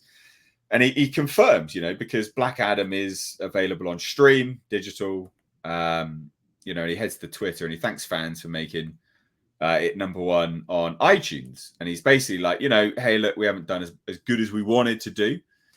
But that's not the be all and end all for Black Adam. You know, we're looking at more, we're looking at wider than just the box office. But then he starts talking about Warner Brothers and the hierarchy of power again. And he starts talking about Henry Cavill coming back as Superman. And Johnson confirms that the studio inexplicably and inexcusably had zero intention of reintroducing Cavill's take on Supes to the DCU until he and his fellow Black Adam producers forced the issue. I mean, we've heard that he was influential in that and essentially secured it. I think he's leaving Zaslav a little bit out of that equation, but yeah. Well, no, so he is literally saying it was the previous regime. Yeah. Right. So he's saying, yeah. Oh, go ahead. Yeah, no, I'm just like really grateful because he's vindicating our coverage from years back when we said literally this, that the power structure here, the ones that are really fighting for Cavill, it's The Rock, and it's The Rock's agent, who is also his ex-wife, and Henry Cavill's agent. It's the three of them that are like trying to fight the good fight here, and they're fighting literally against the studio. So thank you, The Rock, for coming out and confirming that was on the money the whole time. And and I think that he's well justified in pointing out the incompetence of the previous administration, and I think is really important because the DC brand name has struggled from it. And I think it's going to be a shift now in the next few years. DC is going to overtake Marvel because of the people that are working behind the scenes of DC and how their agenda is simply to please the fans, because when the fans are happy, the moviegoers come and they earn a shit ton of money. And that's what David Zaslav has said. DC on film is supposed to pay for everything else the company does. And that means it has to be good. And therefore, it's actually really important that he goes out and he signals as loudly and clearly as he does that it's a new dawn for DC happening right now, and you don't want to miss it. And the previous people, the ones that you wanted Henry Cavill back, they didn't, because they were blithering idiots. It's important to point that out. Yeah. Well, that is literally, I mean, he's literally saying that. He's like, yeah, and the hierarchy of power has changed at DC, and that comes, in universe and out of universe, which I quite like. Obviously, that was not the way that phrase was intended. It's not why it was, how it came up with initially. But I like the fact that he's co-opting that now and being like, oh yeah, you know what? It's about. It's also about the hierarchy of power within the structure of DC proper as well. We've got them back, and now they want them back as well, which is good. Like it's cool, and it's nice as well that again he's talking about the wider element of iTunes. I don't know whether that. I would imagine they're going to look to do a sequel anyway, regardless of the income on this. This wouldn't have. This isn't going to be something which they're happy with, unequivocally. I'm sure, Andre, Tom, you probably agree with that. But I would imagine they'll still do a sequel. What do you think, Tom? What say you? I don't know if Black Adam will get a direct sequel. I think he'll pop up in some other things, but as far as a proper sequel, it might be a while. I know they're you know they didn't actually have high expectations for this movie. It's a previous regime film. The fact that it opened better than any other solo rock film is pretty much what they were hoping for. I had heard they were pushing it to streaming this week to help compete with Black Adam or Black Panther.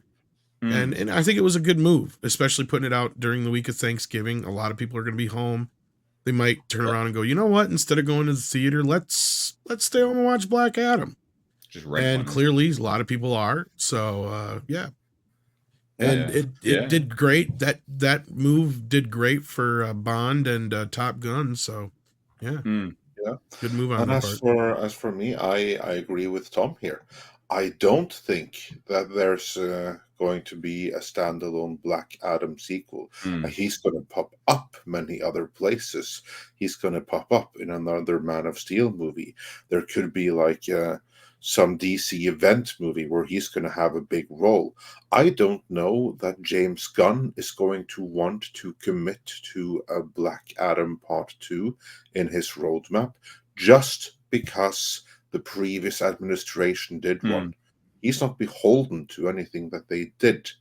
So I think that there's two things. One is the box office. The other is, what does James Gunn want to do?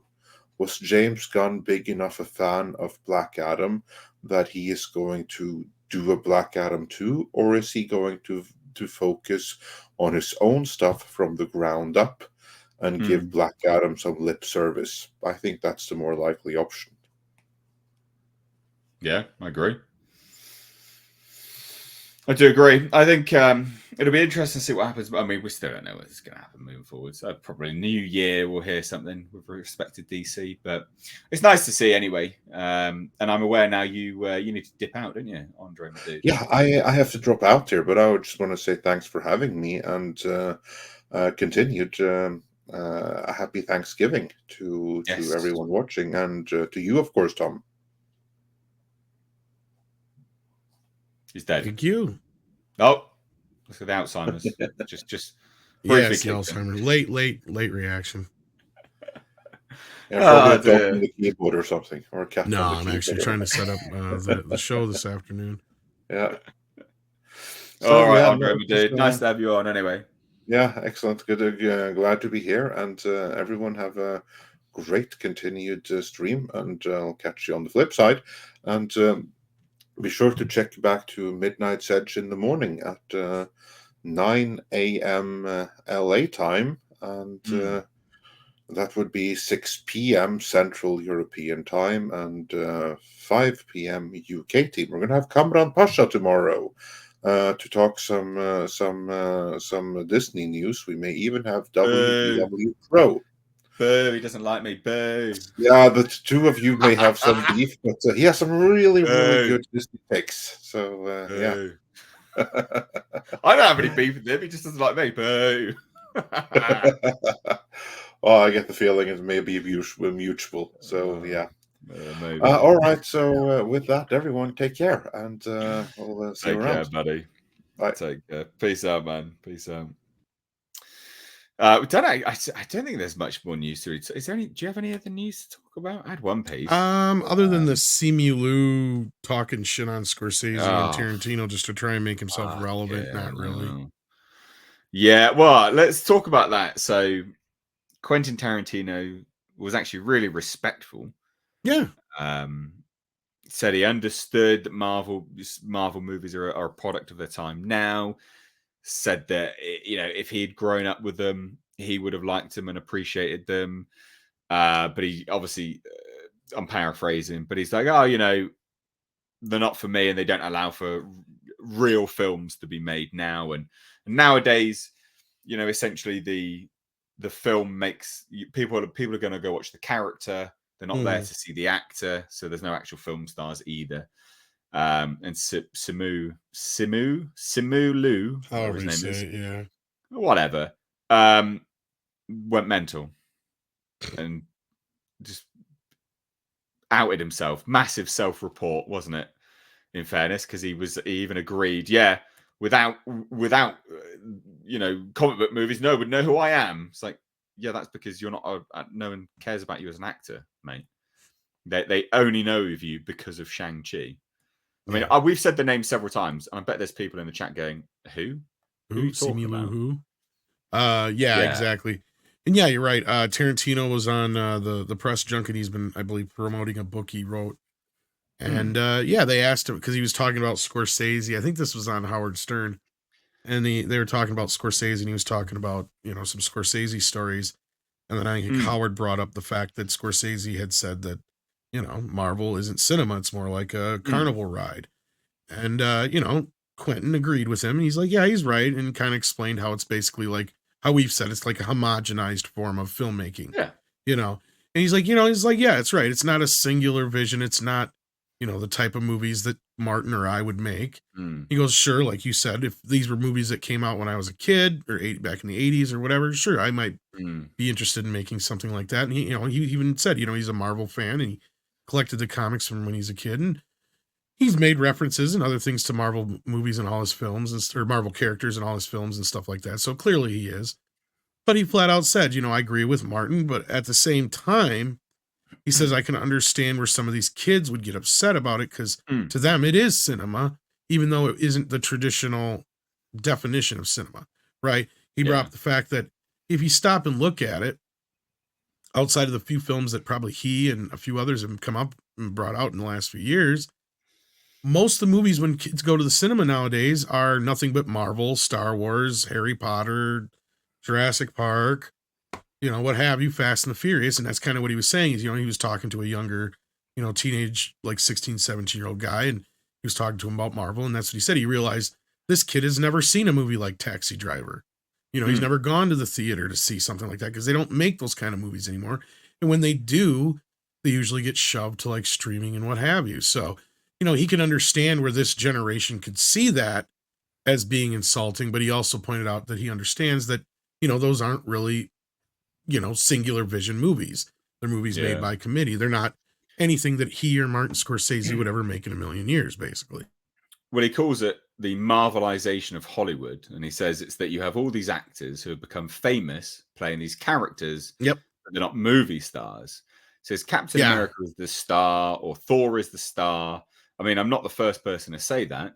I think that's been said a zillion times, you know. But it has, but it's like, you know, it's these franchise characters that become a star. You know, but he wasn't being nasty. He no, not at all. Straight up. You know, I respect Marvel, and you know, and I like the comics. And if I was growing up, I'd probably like the movies too. Like he even said perfectly respectful. Yeah. And then this fucking pleb, Simu Lee, comes out. Bearing in mind, Tarantino, right?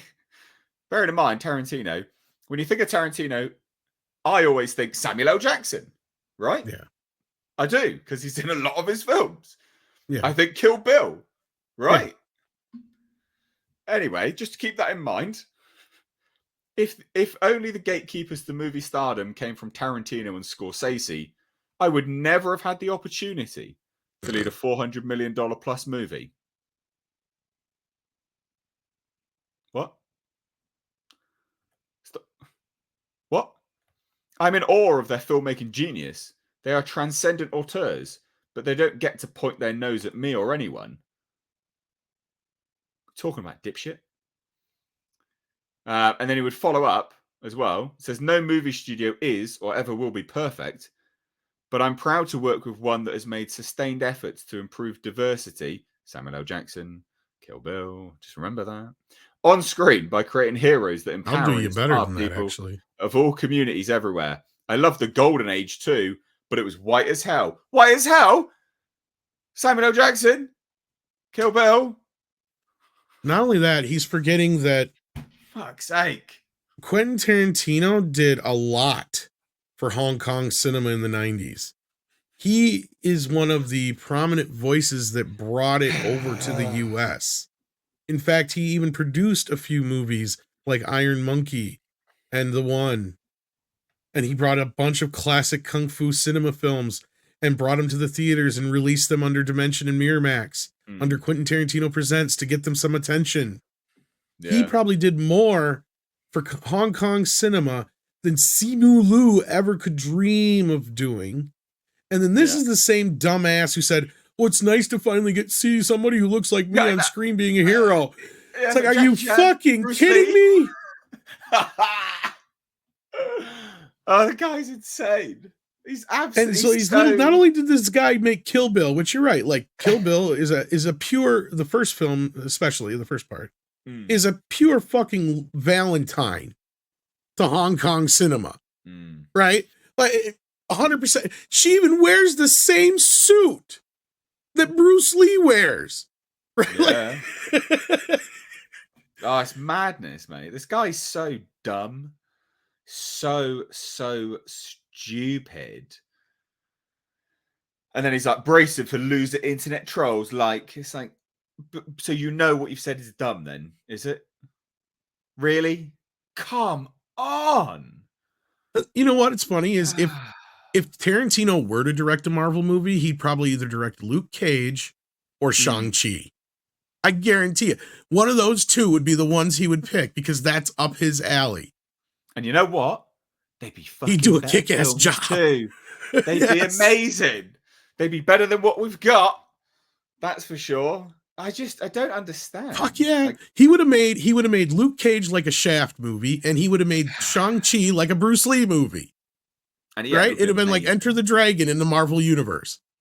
Yeah, well, so they tried to make Shang-Chi like Crouching Tiger, Hidden Dragon. That's what they tried to do. I couldn't watch it. Oh, mate. Yeah, whatever. Like it was, but and also they're like, the fact that he's like, well, they're gatekeepers, and you know, if they were the only gatekeepers to movie stardom, I wouldn't have the chance to lead a movie. It's like, why? What? That's what he says here. He's like, if the only gatekeepers to movie stardom were Tarantino and Scorsese, I would never have the opportunity to lead a $400 million plus movie. It's like, so you're saying that because you'd never have a chance to lead a movie? Because that's racist and also highly ignorant, and you should have thought before you even said anything, because like you're implying that they're racist and they wouldn't hire you because of your ethnicity, because he goes on to talk about diversity, right? Right. It's like big self-report here. Like what is he's so stupid. I hate him so much. He's so dumb. It's one of these people that you go, you're too stupid to have an argument with. Because whatever he says, this is the go-to. It's like, yeah, you're just trolls. We have to ask ourselves, why is he even getting involved in this conversation? Sure, he has a tangential connection because he's in a Marvel film. But do we see any of the other Marvel stars going out there and saying anything? No. Do we see Kevin Feige going out there and really saying anything? No. Yeah. He's just doing this to try and grab some headlines. That's really all it is. He's trying to stay relevant. Yeah. This is such a clout move. Oh, I hate him so much. Yeah, I have no reason to like him. I watched 5 minutes of Shang-Chi. I saw it was a bunch of CGI kung fu, and I'm like, fuck this. Like, if they can't even be bothered to actually do kung fu in their kung fu movie, then why am I watching it? Well, Sander Hammerslag, great name. So raised a really interesting point. Is that also both Tarantino and Scorsese don't need $400 million to make a good movie? No. Yeah, exactly.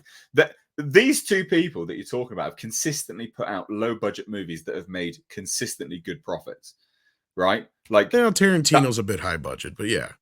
But the profits. But he makes money. That's the thing. He it doesn't makes fucking good matter. money. That's why he's able to go, I'm just going to make 10 movies and then I'm done. I think he's full of shit when he says that. But he's able to say that, right? And people are able to go, oh, holy shit.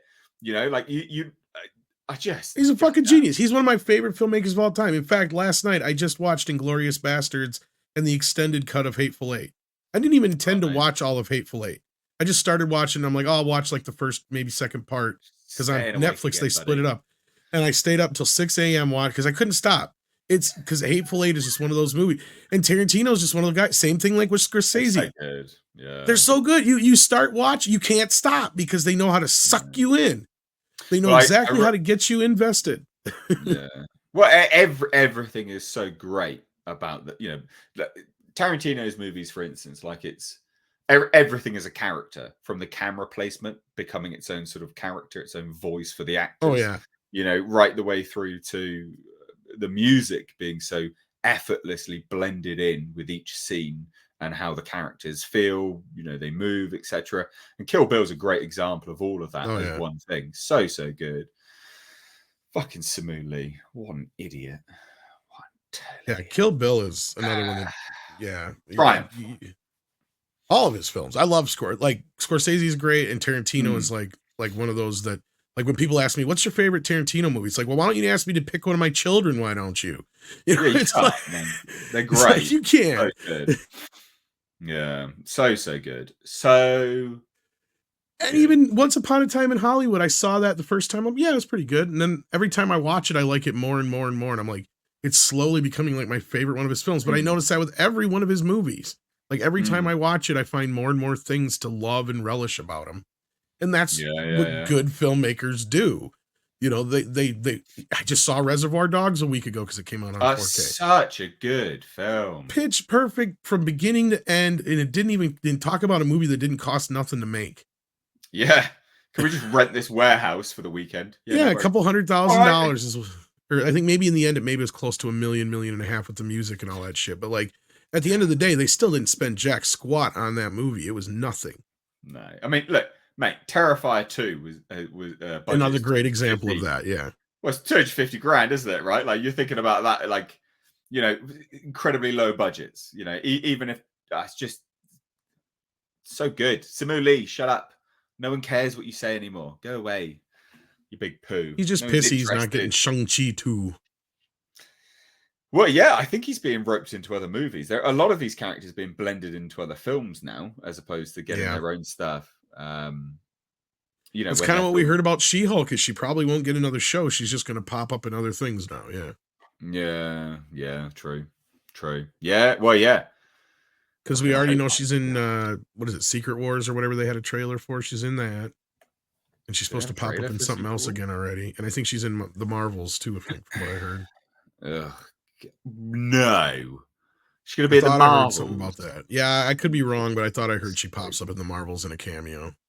Oh, God. Well, that's going to be the Wham and Power movie. Don't forget about that one. You think that Wakanda Forever was the MCU.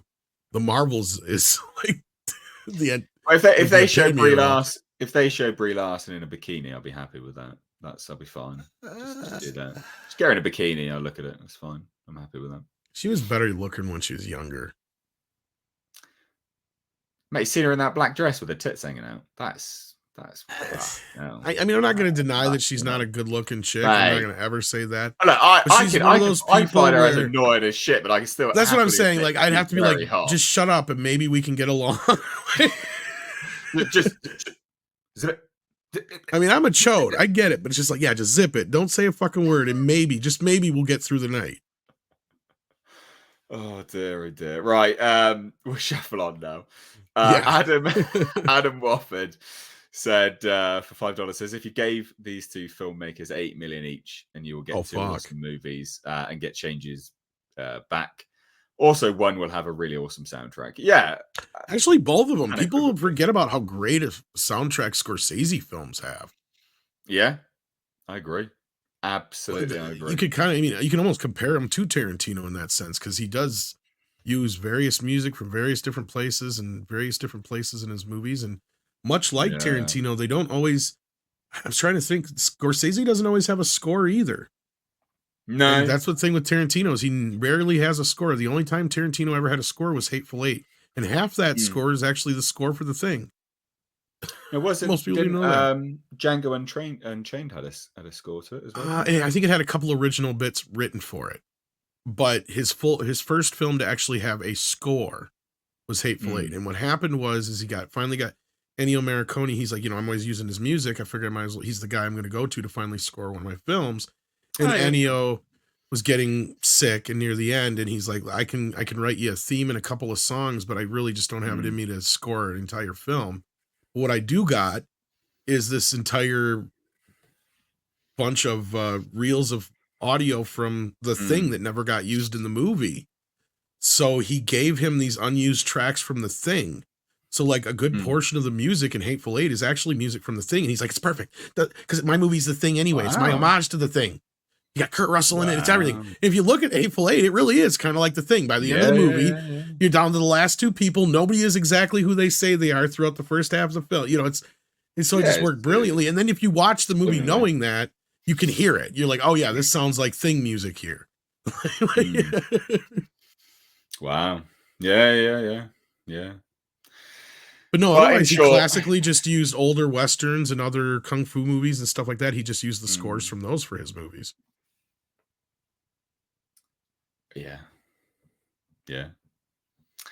Simule, you're done. Just shut up. No one cares what you got to say anymore, buddy. I know you're not watching. You're too busy shoveling snap your nose, probably, in fairness, but no one cares. Shush! No one cares. And I think that actually, it is massive clout chasing.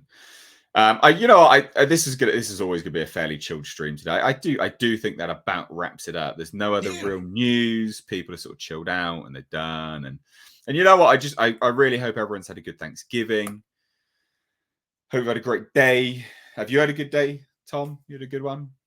For the most part, yeah. I got to see the fam, got to have some Thanksgiving dinner. I'm going to do a mead live here in about 40, 50 minutes, whatever.